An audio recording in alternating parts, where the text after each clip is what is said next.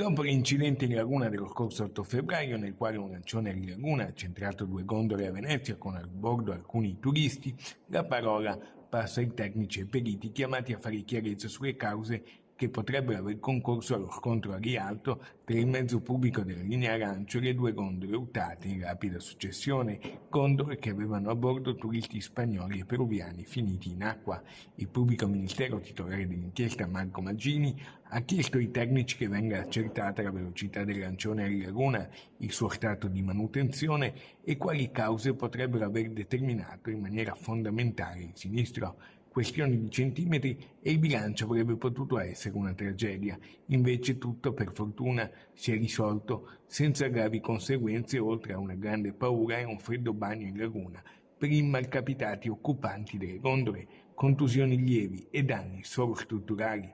Al lavoro nel cantiere, dove sono tenute ancora sotto sequestro le 3 imbarcazioni, ci saranno ovviamente i consulenti della Procura di Venezia e quello del comandante a Laguna indagato per naufragio colposo, assistito dall'avvocato Marino De Franceschi. I primi risultati degli accertamenti arriveranno non in tempi brevi, ci vorranno presumibilmente almeno 60 o 90 giorni.